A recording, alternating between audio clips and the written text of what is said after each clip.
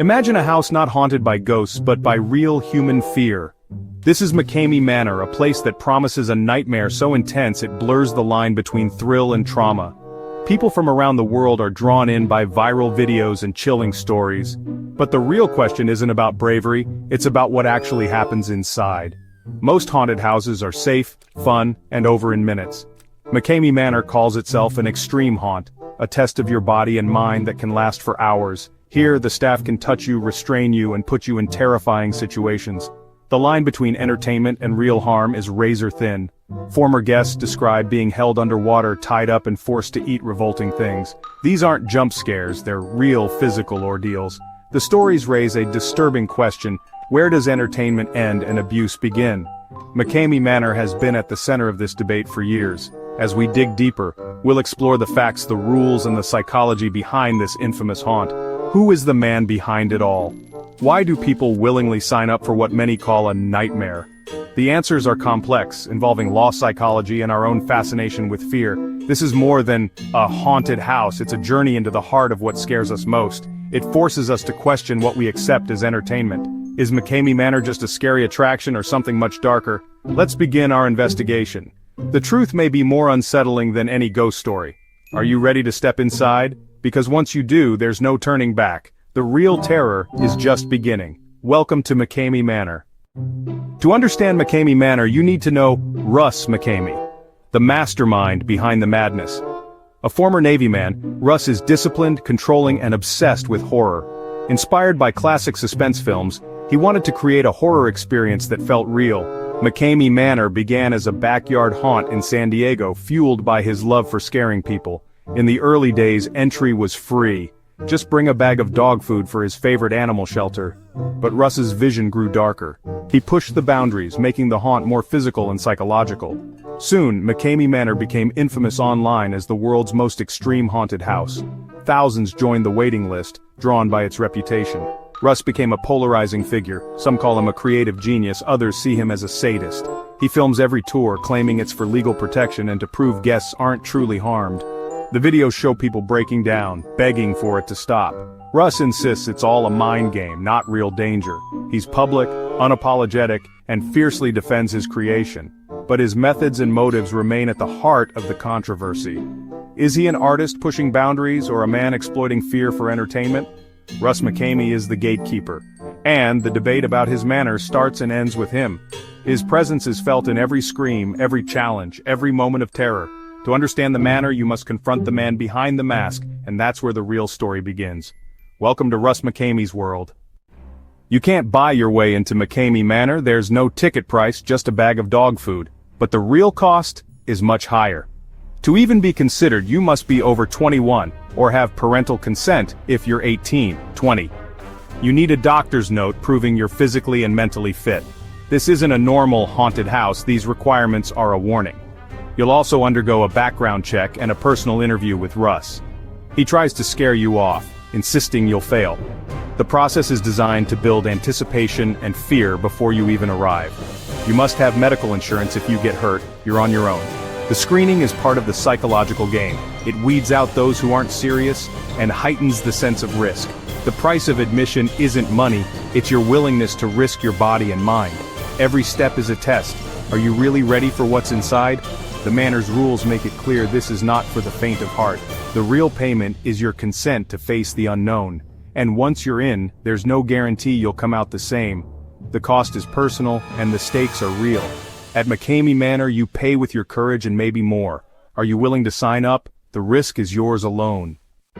Before you enter McKamey Manor, you must sign a notorious 40-page waiver. This isn't a formality, it's a contract for terror. The waiver details every possible ordeal, being touched, restrained, submerged, even injured. You watch a video of past guests quitting, a final warning. By signing, you accept the risk of broken bones, pulled teeth, and psychological trauma. You agree not to hold the manor responsible no matter what happens. The most controversial part? The safe word, or lack of one. Russ claims there's no guaranteed way to stop the experience once it starts. Even if you beg, the torment may continue until staff decide you've had enough. Critics call this dangerous and exploitative. The waiver is both legal shield and psychological weapon. It forces you to confront your fears before you even step inside. Signing is the point of no return. You're giving up control and entering a world where the rules don't apply. The waiver is your ticket and your warning. Are you sure you want to proceed? Once the waiver is signed, the real ordeal begins. What happens inside is shrouded in secrecy, but survivor stories are chilling. Each tour is tailored to your deepest fears. No ghosts, just relentless psychological and physical pressure. Guests report being tied up, locked in boxes with insects and held underwater, forced to eat revolting substances, deprived of rest and pushed to exhaustion. The environment is cold, wet and disorienting. Actors scream, insult and humiliate you, using your personal fears against you. The experience is filmed, adding to the pressure. The goal, break you down until you quit. No one has ever finished the full tour. The videos show people sobbing, begging for mercy. For some, it's proof of the manor's intensity. For others, it's evidence of real suffering. The line between fear and abuse is blurred. What happens inside is more than a scare. It's a test of endurance and sanity. And the scars, some say, last long after the tour ends. Is this entertainment or something much darker? McKamey Manor's biggest draw? No one has ever finished. For thrill seekers, it's the ultimate challenge. A mountain no one has climbed. Russ once offered a cash prize for anyone who could complete the Desolation Tour. The experience can last over 10 hours, designed to wear you down physically and mentally. The staff control every aspect, temperature, noise, even the rules. You have no control, and quitting is the only escape. Every failure is filmed and shared online, showing guests at their breaking point. For Russ, these videos are proof of success. For critics, they're disturbing. The challenge isn't to win, but to see how long you can last. It's a personal test of endurance, but also a dangerous game. The Manor's unbeatable nature is its legend, and its greatest risk. It pushes people beyond their limits with no safety net. Is it a badge of honor, or a warning? At McKamey Manor, the only victory is survival, and even that comes at a cost. McKamey Manor's notoriety has sparked outrage and calls for its closure. Critics argue it's not a haunted house but a site of torture and abuse.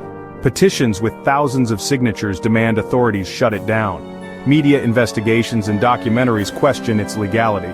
Yet, the manor remains open, protected by waivers, consent, and careful legal maneuvering. Law enforcement struggles to act when participants sign up willingly. Supporters claim everyone knows the risks and should have the freedom to choose. The debate rages on. Is it illegal torture or extreme entertainment? The law hasn't decided and the controversy only grows. McKamey Manor stands at the center of a storm, challenging our ideas of consent, safety, and freedom. The question remains, should it be allowed to exist? Why would anyone volunteer for this ordeal? For some, it's about confronting fear in a controlled way, seeking a rush, a sense of achievement. Psychologists call it recreational fear, the thrill of surviving something terrifying. The brain rewards you with a chemical high after facing danger. For McKamey Manor guests, lasting even an hour feels like victory. But mental health experts warn this isn't a roller coaster. The risks are real long-term trauma, anxiety, even PTSD. Some seek adrenaline, others want to overcome past trauma, or are simply curious. Whatever the reason, they willingly surrender control for a shot at something unforgettable. The price is high, and the outcome uncertain. Why do they sign up? Maybe to prove they can survive the ultimate fear. After all the stories, rules, and warnings, one question remains. Is McKamey Manor entertainment or exploitation? Supporters say it's about freedom and consent, adults choosing their own risks. Critics argue true consent is impossible under such extreme conditions. The waiver, the lack of a safe word, the psychological manipulation, are these signs of art or abuse? The videos show real suffering, not just staged scares. The law hasn't drawn a clear line. McKamey Manor forces us to confront our own boundaries. What are we willing to accept as entertainment? Where should society draw the line? The house still stands, the waiting list grows, and the debate rages on. In the end, McKamey Manor is a mirror, reflecting our darkest curiosities and our deepest fears. Is it a monument to courage or a warning of how far we'll go for a thrill?